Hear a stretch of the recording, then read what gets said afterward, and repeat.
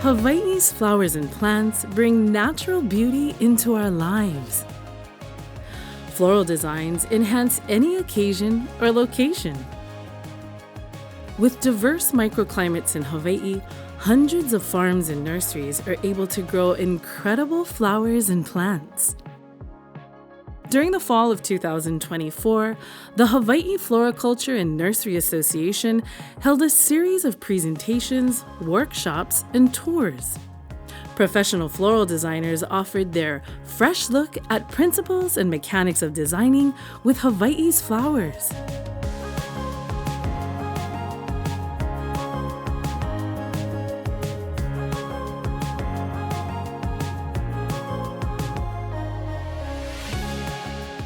Kelsey and Leah Mercado are two sisters who operate Ainahua Florals in Kamuela, Hawaii. Leah specializes in design. Leah, raise your hand. That's Leah. And Kelsey specializes in lei. Kelsey, that's Kelsey. Don't they look gorgeous? They look alike. They did a great job at our last event, teaching haku lei making. And now I would like to present to you Leah and Kelsey. Welcome to the 2024 Fresh Look Expo. We wanted to thank Hefna for allowing us to be another presenter this year, and we're very excited to have all of you join us. As a lot of you know, leis are a big part of our Hawaiian culture. It's a blessing to give as well as to receive a lei. So personally, I feel like the lei is the physical embodiment of aloha. So just like your wedding band, there's no beginning and there's no end. As Leah mentioned, we give leis for all different occasions. She mentioned hula events. So the Merry Monarch Hula Festival is an annual hula competition, the biggest in the world, held here in Hilo. You'll definitely see a nice variety of leis represented at that event. Graduation is also a big lei occasion for us. We like to adorn our graduates with various types of leis. We like to stack it on them all the way up to their head. On both of their arms, they'll have leis. So that's one of our biggest lei occasions. And of course, everyday giving for birthdays, retirements, when you get picked up from the airport, when you're leaving Hawaii. We also give for not so happy occasions, celebrations of lives and funerals and so forth. But lei giving is a very big part of our Hawaiian culture. There are different styles of making lei. So perhaps the most popular style of making lei is the ku'i style. So in ku'i style, you use a needle and thread and you pierce the flower either through the center or on its side. Another popular style would be the vili style. The vili style is where you wrap the flowers. On a central backing. So here we use the raffia as the backing, as well as the agent to wrap the flowers. Another popular style is the haku style, which is a braid. So here again, we use raffia to create the braid, binding the tea leaves to braid the tea leaf to make this design. So today we're gonna learn the hili style of making lei. So hili is using just one material to create your lei. In the hili style lei, we will be braiding the palapalai fern. The first part of our workshop is we're gonna be actually showing you how to make the tea leaf rosettes first. So we have the shiny side of the leaf and then we have the dull side. So the shiny side will go down on the table with the cut side facing you. You're gonna fold it into thirds. So fold the bottom third up and then the top third down. We're gonna make a triangle and angle down. So it's the angle down. And then what we're gonna do is we're gonna roll 2 times to the left. I like to go to the left, Kelsey goes to the right. So it depends on whatever you're comfortable with. It comes out the same. Holding we like to call this the pico, or your center of your flower here, your leaf. Holding it with one hand between your thumb and index finger. With your other hand, thumb and index finger, pointer finger, sorry.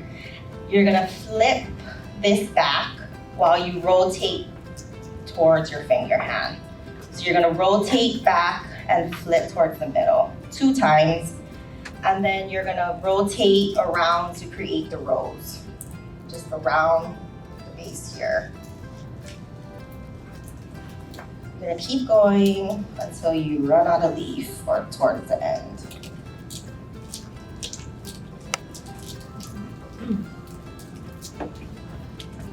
Some people like to soften the leaf by either running it over an open flame. You can iron the tea leaf. Some people boil it, some people freeze it. We just left the leaves out of water for about a day or 2, and that softens it enough for us to work with. We find that doing it this way without fully burning the leaves, it kind of makes it a little bit more dimensional. I want something like this. This is your rose that you're going to be making. So flip back, back. Yes, yeah. So you flip back and you roll at the same time. Like this? So this way.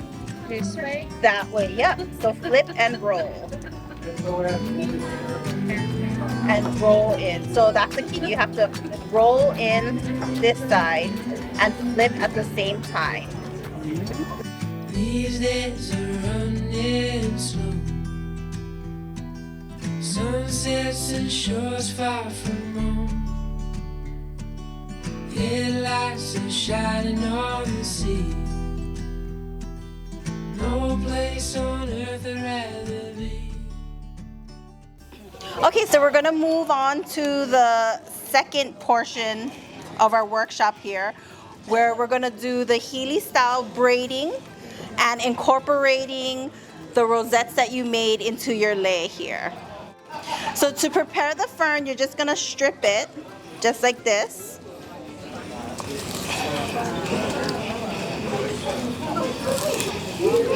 All of it?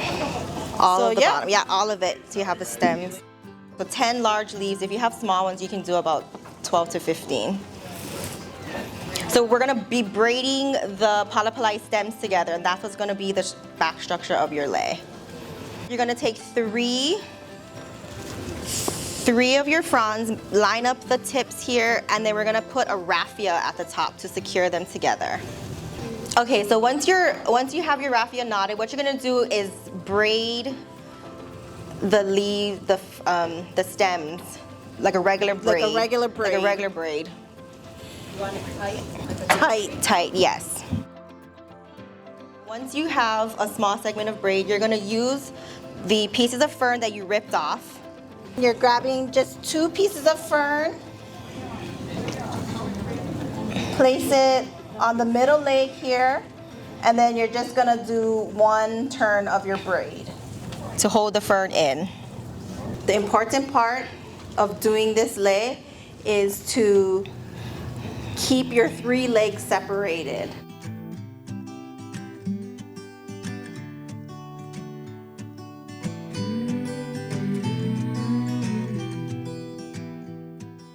Today we are unveiling and giving and naming and this beautiful anthurium, which many of you might have seen yesterday at the farm tour.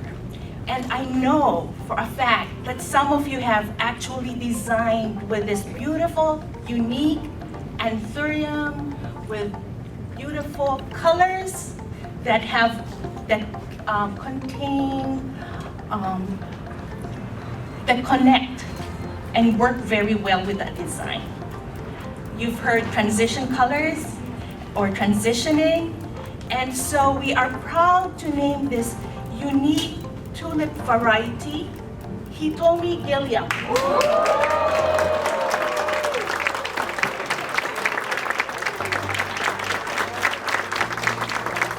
So this is Hitomi Gilliam, which has just as interesting as Hitomi. It's not a very large flower, just like Hitomi. She is petite but packs a punch. And very useful. Very useful. It's a workhorse. It's a sturdy plant, and it has interesting textures. You have a glossy back, which is very unusual. A glossy back and a matte front. So it will work very well either alone or together. So here we will have Hitomi.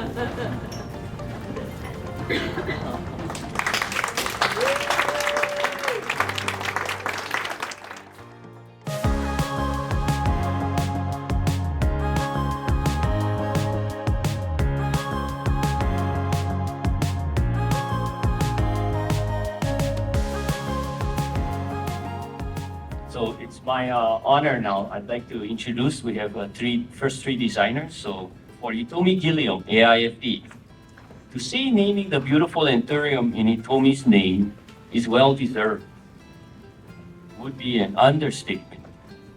Back in 2007, we put on an event with Hitomi and she called it Neo-Tropical.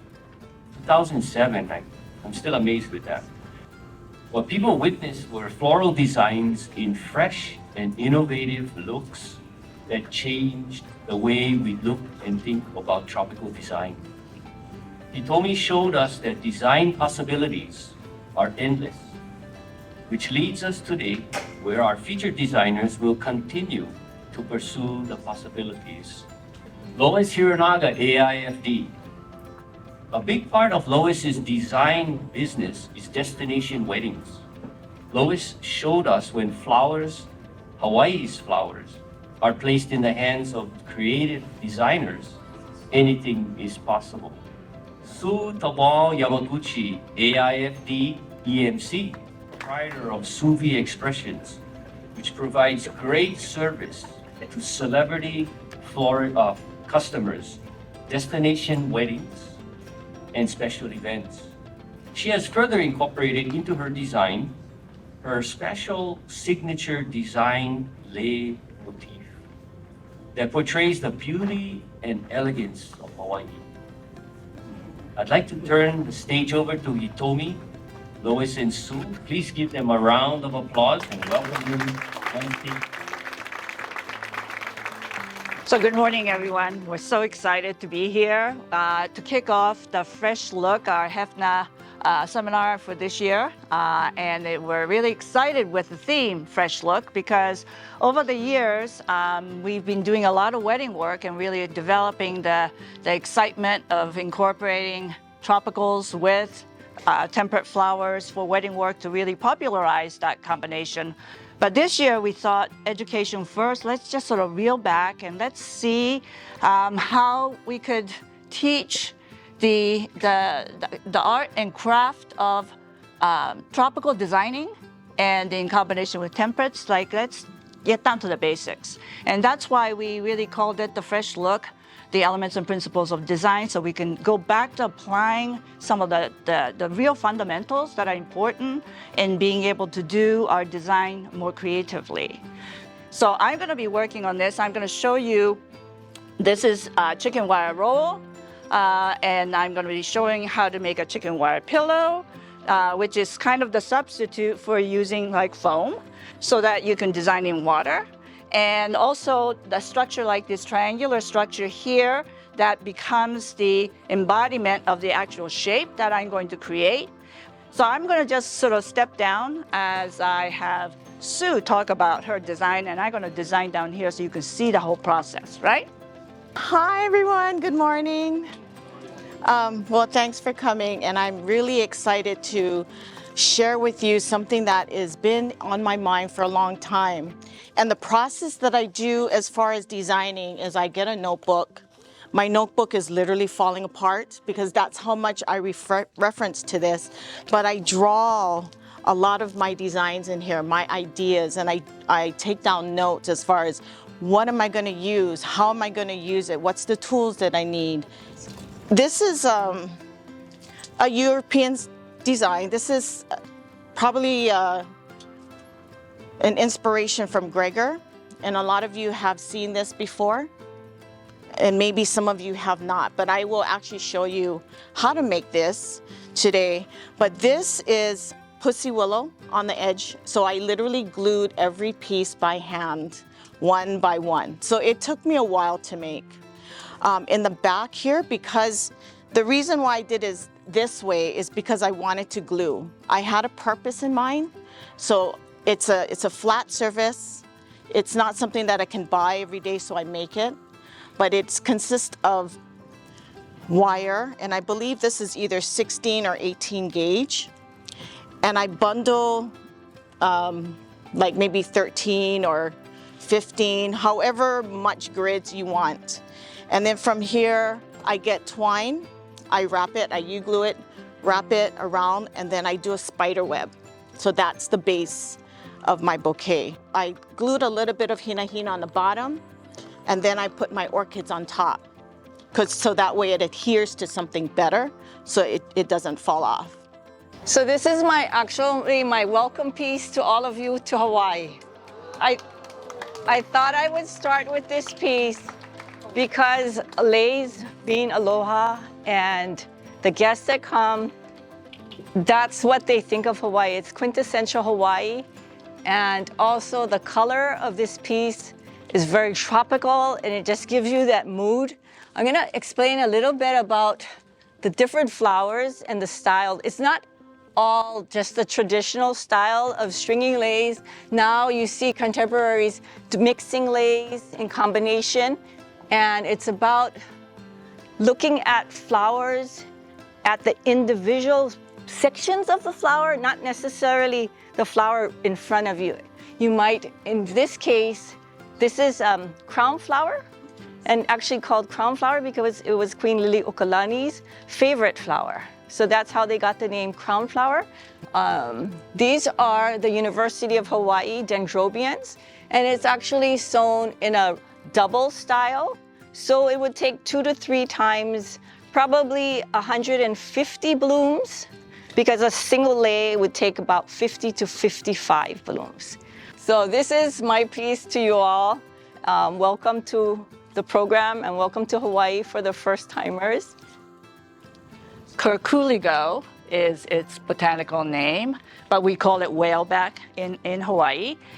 It is a leaf that is fun to do. Like it's a big leaf, big surface leaf, so it takes up a lot of visual, and sometimes it's too big for an arrangement, but used in this way, sliced with that piece sliced out of it, you get thinner and a more beautiful flow out of it. It really is a beautiful plant material.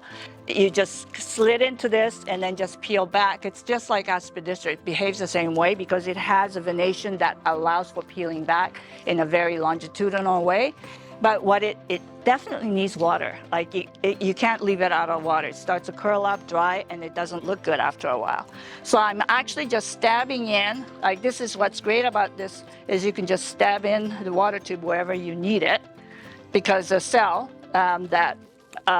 each one of these cells in the chicken wire allows this to hold this water tube really well and fill that with water so that it has a water source here, and then the peeled end also have water source there, so that it's gonna look just fine.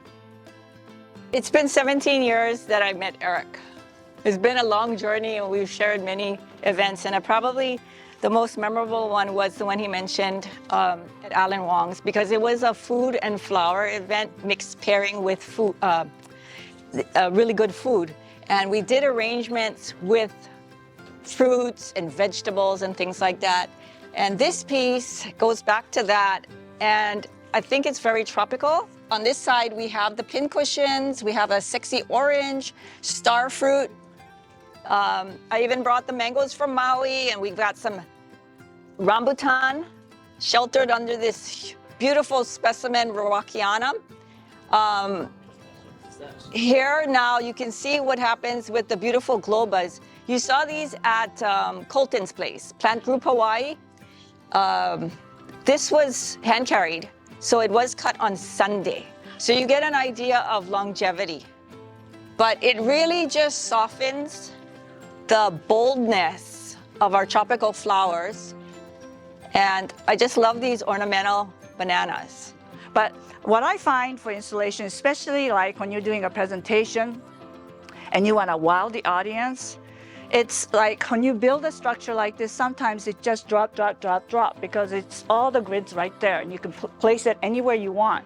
And then you lock in after you decide that this looks really good now, so let's commit. So sketching physically is a very important process that is fun. I mean, I love sketching with flowers. And I think when you start to talk in those terms too, we're talking about creativity. That's what artists do. That's what painter does. That's what a ceramicist does. That's what the textile artist does. They compose. And I think if you think in those terms, it becomes just an extra creative process and fun, enjoyment.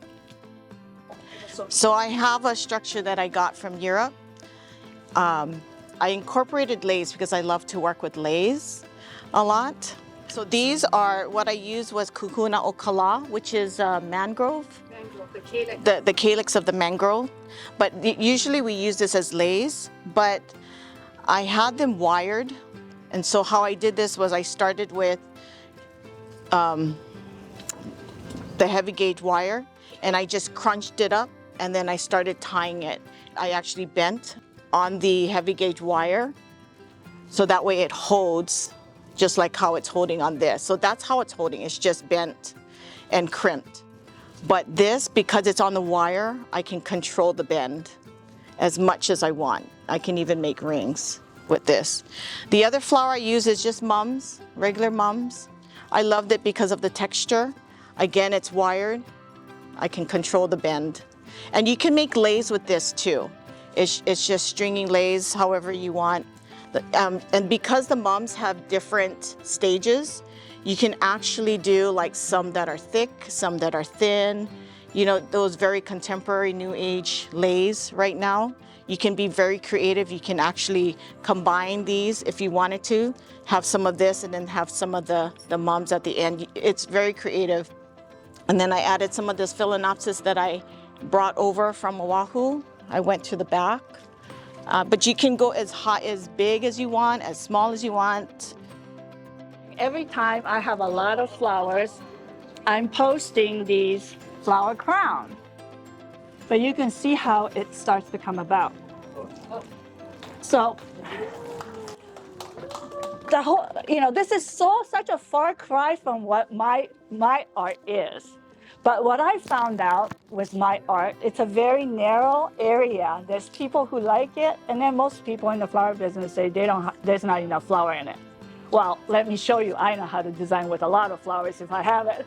And I use it as the end of the master class when there's all these flowers left over. And there's flowers that we can take apart to do something. When we have the most flowers possible, we're just going to create this and see if we can work with color, if we can work with line, if we can create texture, the form, the shaping of it. Like we learn every one of the elemental lessons that's necessary to create a beautiful composition. And it's joyful to make because it's fun. And when you have fun, the work shows that. And so I found this to be the most enriching final exercise in a lot of my master classes because people just have so much fun. And then they wear it, they take pictures. And I really feel like this is also very functional in a way. Like I've been selling it in floristry as, it's a perfect piece for a wedding shower. So this is for the bride. And she gets picture taken in it. She can glam out and have fun with it. And the girls will have a little ones, and they have those glam pictures. It's a photo op fun thing, event. And it needs to be short term, so it just needs to be glued or just inserted. And then you take it apart. And then I'll take this apart and I'll turn it into another shape. Because it just keeps working, keeps evolving. And you're learning with each time you do this.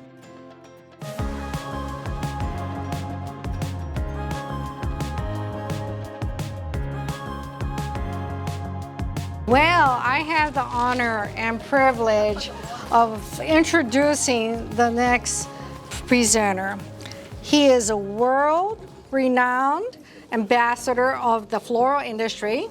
He is well-traveled and an award-winning designer and presenter. He's originally from Amsterdam, but now calls San Diego home for the last 25 years. A little about him. Rene studied floriculture, horticulture, and design for 6 years in Aalsmeer, Holland. He works in the industry as an independent consultant, designer, educator, and presenter. May I present Rene Van Rams. Thank you, Rene. Thank you. Appreciate it. Thank you. And so I did go to school for horticulture and plant physiology, nomenclature, then styling and merchandising and all that. So plus you have to do an apprenticeship, which is not just, I'll see you on Wednesday afternoon for 2 hours. It's like you're in lifestyle, which I loved.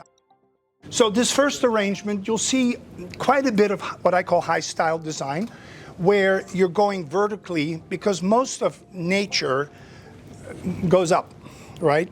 Whether it's phototropism or whatever else you want to call it, there's different variations on a theme. But I personally love the idea that when you work with the vertical style, you bring out the value of nature. Whereas right now, a lot of designs are, pardon the expression, stuffed. And it's round. Now, it fits everywhere, but very often you lose the value of the individual beauty of the flower, right? And not to make it sound negative, but I know designers who need 10 hydrangea, and by the time they're finished, you don't see the hydrangea anymore. That's an expensive grid, right?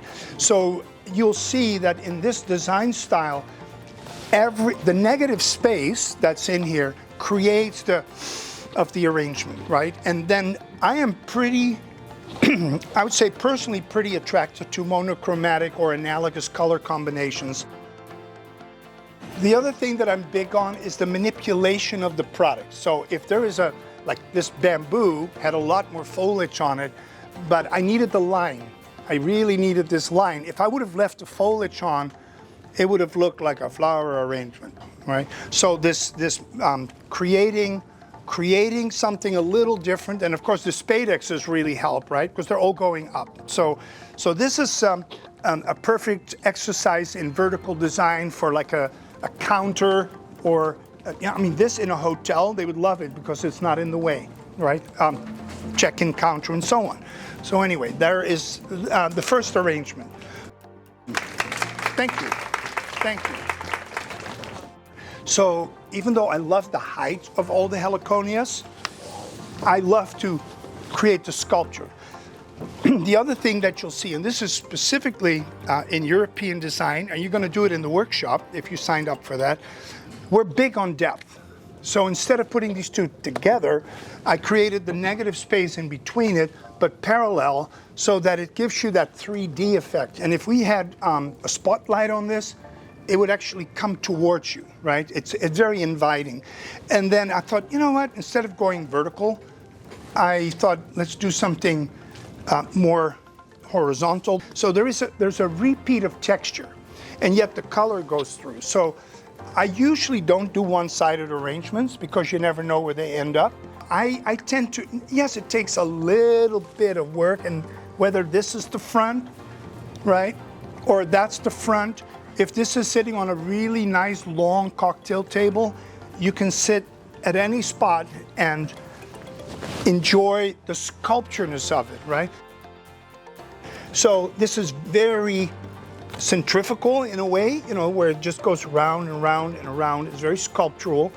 I suppose there's a little bit of a front, but that's the beauty is in the eye of the beholder, right? Just a few dendrobes. 1, 2, 3, 4. So you don't need a boatload of flowers. To me, if you do good foliage, half the job is done. Particularly color, not just the form of the foliage, but the color. So real quick, since, you know, green is blue and yellow, I love the yellow greens, which is basically that real springy, lily of the valley, light green, basically new growth, right? Most of the time. Really light green. If you do high style design, I worked with somebody and they said, I have a trick, you know, because it tends to move. And there's not a lot of foam in here because it's below. So he says, all you have to do is put a wire around it and make this little pod. Now you have to put this tight, but this doesn't move, so now I have 3 legs, so it's in place. I didn't really have a container, so this is a coffee can, courtesy of Maxwell and Greenpoint. Obviously, it had a lot of writing on it, so that tape, let me back up. My teacher always said, if you can't do it the way you must do it the way you can do it. In other words, no excuse, right? So that is blue tape, just regular blue, you know, that you buy at Home Depot. And then I used some of that banyan vine, wrapped it around, a few little U-glue dots. Oasis is quite a bit higher than the container. And these hala leaves are all inside. There's one that's on the outside, right there. So what I do, and I do it quite often, where the inside becomes the outside and the outside becomes the inside, kind of a Frank Lloyd Wright thing. Very simple, right? Look at this, 1, 2, 3. We have a different arrangement, right? It's the height that creates the wow.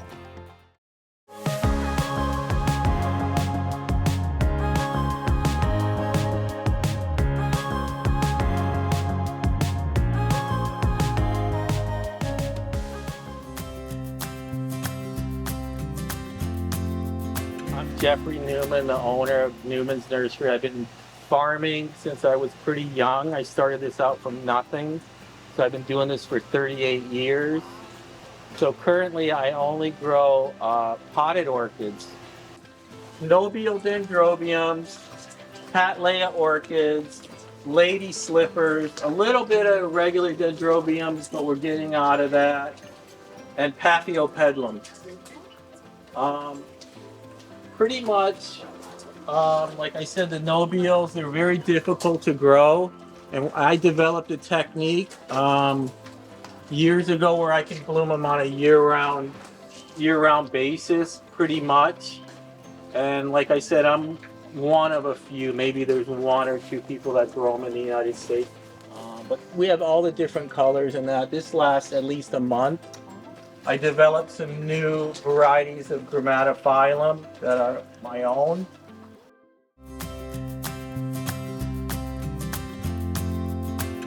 Well, welcome everybody. My name is Eric Tanoe, and I'm president of Greenpoint Nursery. So Greenpoint Nursery is just entering our 3rd generation as primarily a cut flower operation. So we have about a 50-acre footprint in this Paneva area. This is state lease, so we're a tenant of the State Department of Agriculture. Lilybet is packing a new wave pack or a single layer pack. As we use more university cultivars, which were different size but also different color, this pack lends itself really well to all the new varieties that we're growing today. Lighter colors, more sensitive to damage or bruise. Maybe between 30 to 40 cultivars we grow here of Anthurium. As you guys can see, this is not Anthurium. This is a demonstration that we're doing in Paneva to see if we can grow orchids in Paneva. Typical Hawaii growing Anthurium, we're growing it in a pipe and cable structure with 80% shade cloth.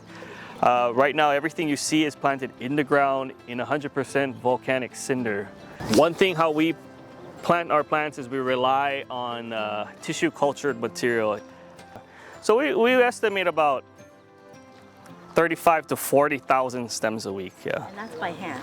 All by hand, yes.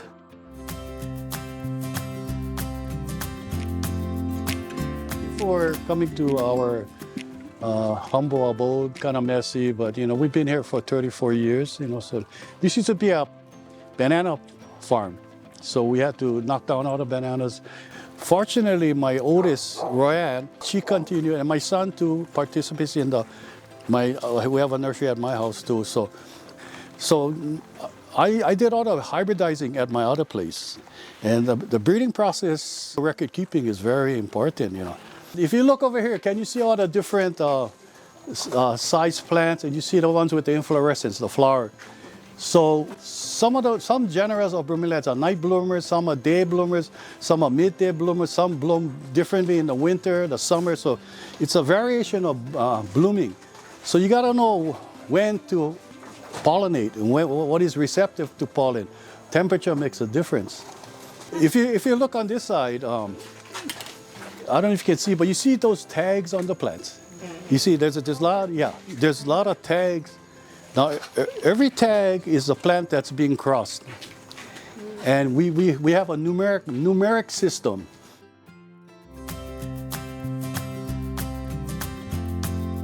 So our main collection are heliconias. So we have around 140 different forms, from uprights to pendants, different color variations. They have different flowering times. So the orthotrichas and strictas tend to be more winter flowering, whereas the carabia, beehive types tend to be more summer, spring flowering. So we grow the different varieties and have year-round production kind of thing. We also have the pendant varieties. And they don't just have a diversity of colors and shapes, but also texture, so you can feel free to touch some of this stuff, especially these fuzzy ones here.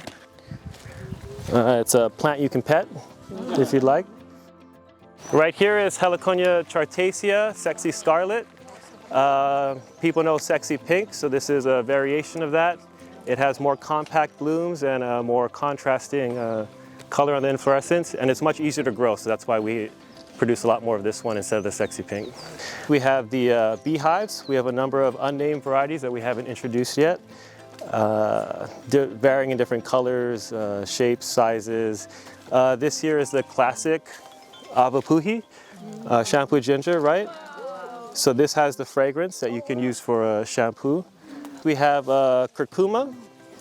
These are seasonal, so again from Southeast Asia. They go dormant during the winter months and pop up again in the spring. Next we have globas, or dancing girls, which some of you may know them by. It's kind of the end of the season now, so they're starting to fade away and go dormant. But again, they come in different color variations. This is blue Hawaii, which kind of has this lavender hue. There's white dragon, shibui, which has a bicolored inflorescence there. And these blooms are actually, they can last up to 2 to 3 weeks, so depending on how you keep them. So we do have green ice, which it's getting more common now. It's one of the introductions that's becoming more used recently. And then we have custis, or spiral ginger. Wow. This is called the kiss of death. Yeah. Oh, and one more thing, these are the rattlesnakes, also in the Marantaceae family. The Marantaceae are known for the prayer plants, or the designed on the leaves. You might have seen them at Home Depot or Lowe's, that kind of thing. These ones are known for their cut flowers. So they have different variations, different sizes. You can just see the colors there, a little bit deeper, some coming green. So we have a number of varieties of that as well. And again, very good base life for these guys. These Alpinia here are called the Darwin series. So they all vary slightly in the color and size, and they all have this white true flower there.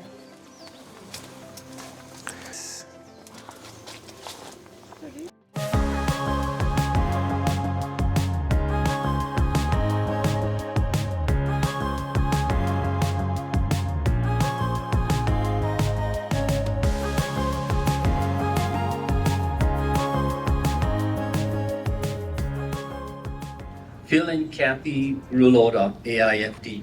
They have been champions of Hawaii's tropical flowers and foliage, and our industry owes them a debt of gratitude. Phil once told me the anthuriums are the bad boys of the jungle, and that's why he loves anthurium. And I would say Phil is the bad boy of tropical floral design. Would you agree? And I mean that in a really, really good and sincere way. And without any further ado, please give a warm welcome to Phil Rulota, AIFD, and Kathy Rulota, AIFD, to the stage. I'm going to have to read a few notes here because my memory isn't quite as good as it used to be, okay? But I just want to say it's a blessing to be here today in Hawaii and to see a lot of my AIFD family, and people that are not AIFD are part of the family. And I've never lost my passion for working with tropical and exotic flowers, even though I love all flowers. I've got two little woven birds that you learn how to do in the class, so they are kind of engaged in a little conversation like, I'd like to connect with you, or whatever they're saying. Or maybe they're not. Over here there's a tube that's made out of the Eureka palm, which is a wonderful product. The nice stalk of the burgundy tea leaves here. And then to one side we have the hanging heliconia that brings your eye down. Then you have the torch ginger on the opposite side that brings your eye up. So what you're doing is you're getting balance through motion. You got a general motion, almost like a circular motion if you think about it, cascading lines. And then there's a collar underneath here. These are the Floriculture anthuriums over here. And yeah, I love them. Look. And all the time I'm saying I can't wait to get my hands on these again. So anyway, these are bringing your eye up to the ginger that brings you around. There's one of the couple of the biggest sago palms in the back, and a philodendron leaf in the back here to kind of conceal. And then there's some lycopodium in the center. What we did is just taken and tucked in, clustered the carnations in here to pull your eye in deeper, and then another collar of bicolored tea leaves going to the opposite side. Pretty much every single arrangement we've made before we started, we put a tea leaf over the top of the foam. Because how many of us spend so much time just figuring out how to cover our foam? Now, those of you who are using black, the Midnight Oasis, yes, it can be exposed, but for the most part, you don't want your foam to show. So you're just gonna take your knife, gently score into the back, and then run your finger under, and then it's gonna pop that. I'll cut this off, and now I've made this soft. The last thing I want to mention is when you use tea leaves or any foliage that's round here, every time before you place it in an arrangement, take your knife and cut forward and take that extra portion off. Because when you insert the round form into a foam, it just rolls, right? Because it's round, there's nothing to stop it. So this way it's gonna, so if you take your foam, insert this, bring it up and lay this over the top, all of a sudden you've covered the majority of your mechanics, so then you don't have to go figure out what little things you have to use to cover Oasis. Does that make sense? Is anybody using that technique? Yeah, well, do it again. So,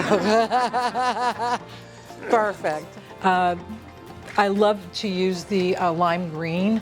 That's why Hitomi's Anthurium is going to be wildly successful, because that lime, it just pops everything. And even in like Christmas and holiday work where it's a darker season, when you use these lime green colors in the base, it lifts everything and adds a level of brightness without having things being overpowered by a more powerful color like a yellow.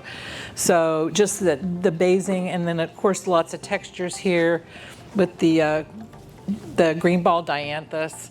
And we had some amazing protea to work with, and I don't know which grower these came from, but they were just absolutely fantastic. And on the stem with like, here's a triple. It's like, oh my goodness, that's so wonderful to see.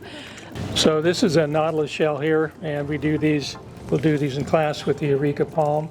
And it's just like a French braid. So any of you that know how to do a French braid, this should be very easy. And you'll all become teachers, because some people will work faster than others. And give your partner, whoever it's there, a little hand. You could make these smaller,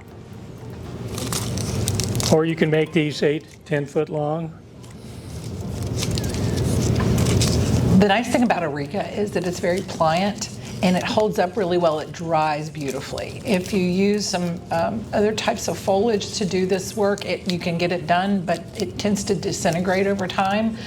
When we had our retail business, we did a lot of this work, and the other weaves you're going to see, and we would do them out fresh, get them back from, say, a hotel or an event, paint them gold, silver, copper, or whatever, and then use them in another hotel over weeks, and our holiday decorations. And the Eureka always hold.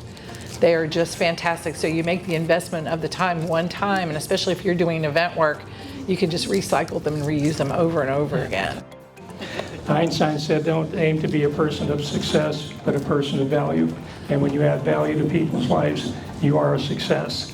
and work as hard on yourself as you do on the job, because success will be attracted by the person that you become. So don't just work on only the designs, work on your inner body. It's Rumi said, I love myself, I love you, I love you, I love myself. That's really the aloha spirit. That's why I love Hawaii and Hawaiian flowers. We need something simple to show too, because this is all big stuff, and everybody would love to do this kind of work every day, and not everybody can. So my real belief is, though, if you have a great fundamental with foliages, and you have a great form, that what this is potential. It's pure potential. What could this be next, right? I mean, with this kind of a frame, I could put 2 flowers here, throw some dendrobiums here, and this could be a very modestly priced arrangement that is simple, it's easy, and it's long lasting. These could be sitting ready to be done, and and then you just wait for the customer to say what color they like to use. But I think there's a go-to frame that if you have, strong line, strong movement in any direction, and I love the anthurium leaf. This one's been trimmed rounded form, so it repeats the shape of the container. Here's that technique I talked about using the tea leaves. There's a couple tea leaves that are just cut and coming across, so you see no foam, so I don't have to spend a lot of time figuring out. The only thing in here that's not foliage is the green ball dianthus, which is, for customers think it's green anyway. You could use moss instead. I like this because it doesn't wick water. This would be a nice hostess gift, and we do bottles of wine and wrap. That would have been really simple to put some tea leaves around and a couple of rubber bands, some raffia or something like that, and then just drop some orchids and water tubes off the top of the bottle. Really simple. Well, simple and easy if you know how to do it. Easy, something you can do. And then Kathy. Yes. So we have the heart here. It could have been smaller. It could have been done with something else, but I don't know if you noticed on the front here, Kathy has some leaves to kind of pull the color down here. It's finished off in the back beautifully. Some of the dianthus here in the center, and 2 different varieties. This pink one is Pink Floyd. It is Pink Floyd. It is Pink Floyd. Pink Floyd. Okay. Yes. Yeah. One of the things about if you want to do the heart shapes and you don't want to have the stems, you can use fishing line. Monofilament. And so it literally disappears, and then anchor it down into your foam, which is a really cool look too. But we had so many beautiful things to work with that this really was, a little bit more romantic take on weaving and tropical flowers.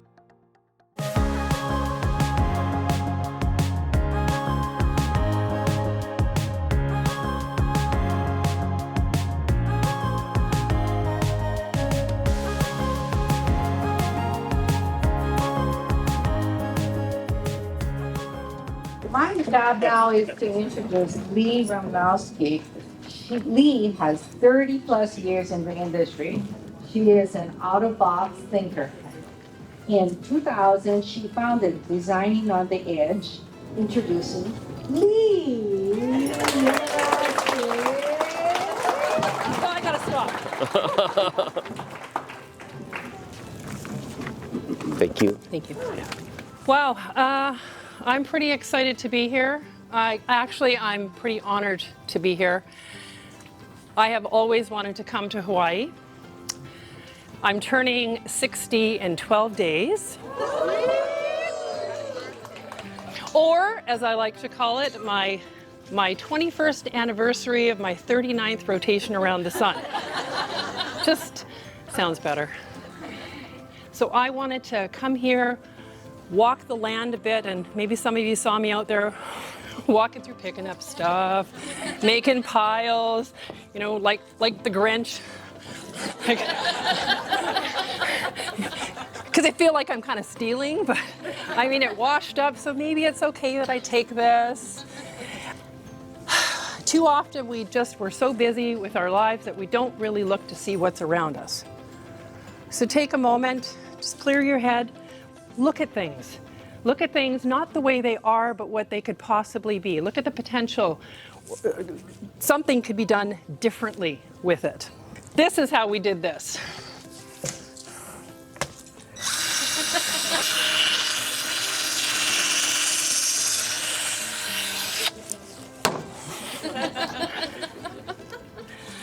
the big one. Okay, so there's another piece I'll show you here.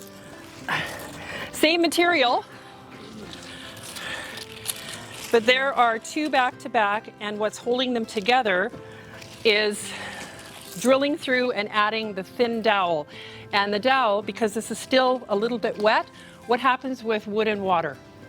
Swells. So it makes a really interesting container, just the natural pieces from foraging. There are two water tubes in here, fairly simple, a little bit of wire to hold over the compression part with the dowel. Doesn't that make a super cool container? So I've taken off the stem, the bottom of these, and then I've just bound it nice and tight, and I've glued it in horizontally just to finish the sides. Coconuts. Just love coconuts. Some of the coconut... Canadian girl. Yeah. So taking two parts of the coconut, the fruit as well as one of the stem pieces. Again, we clean them really well, scrub them out, let them dry for 2 days in the sun just to make sure there's no bugs. Because that is a thing. That's a thing. And I wanted to do something with this. They're not the greatest water vessel. It doesn't hold a lot of water. So I thought, what could I do with this that would be interesting? And I love plants. So here's what I came up with. Again, it's been drilled, and you can see on the back end of it, it has the dowels that are put through. It's super sturdy. This is not coming apart. Got myself a few lovely plants. I got a Dracaena here. I've got a little bromeliad. And I've taken most of the soil off, make sure to take care of the roots, and then use some of the sphagnum moss. And I'm just going to add my plants into the coconuts.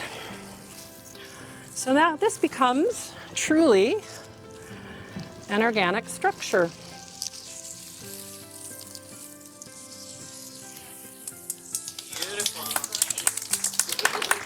What did it cost me? Huh? Some time on the beach. I'd say this is super affordable. Are we about the money? If you were in a shop, we are about the profitability. If I had a coconut tree, I would be using all parts of that coconut tree. I don't have a coconut tree. Canada doesn't have coconut trees.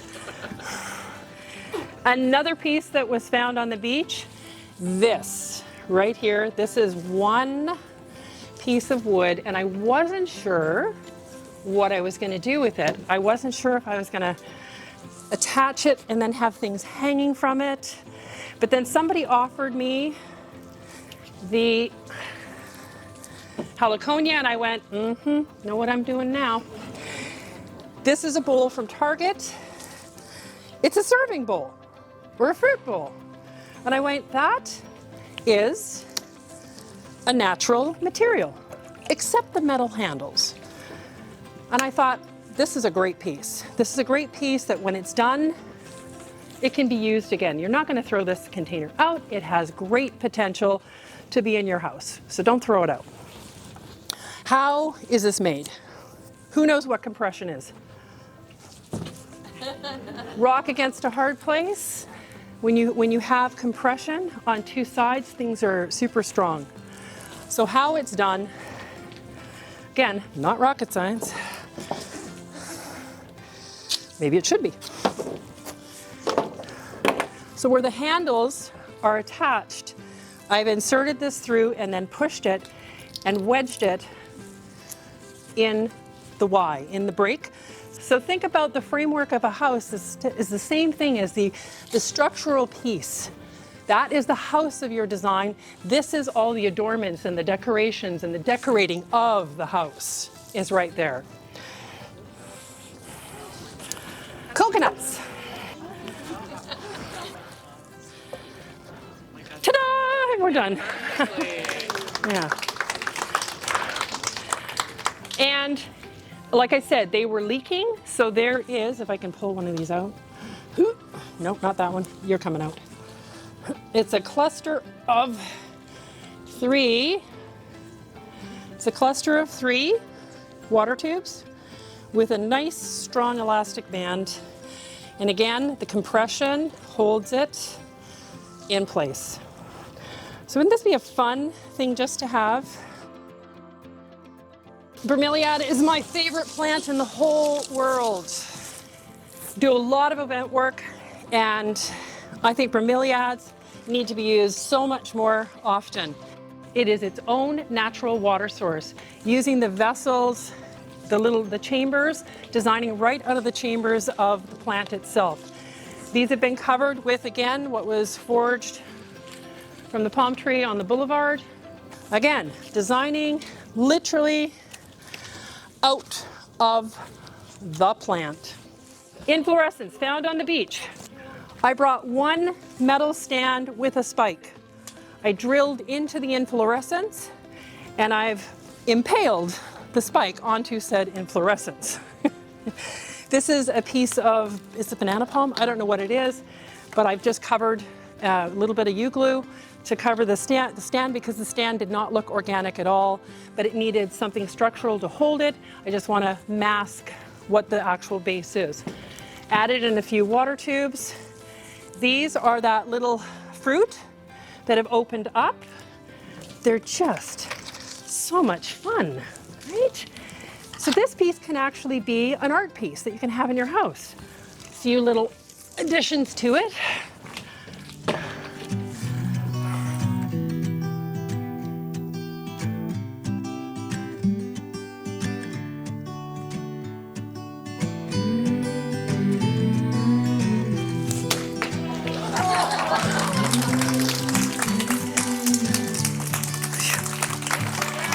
Did I do it in time?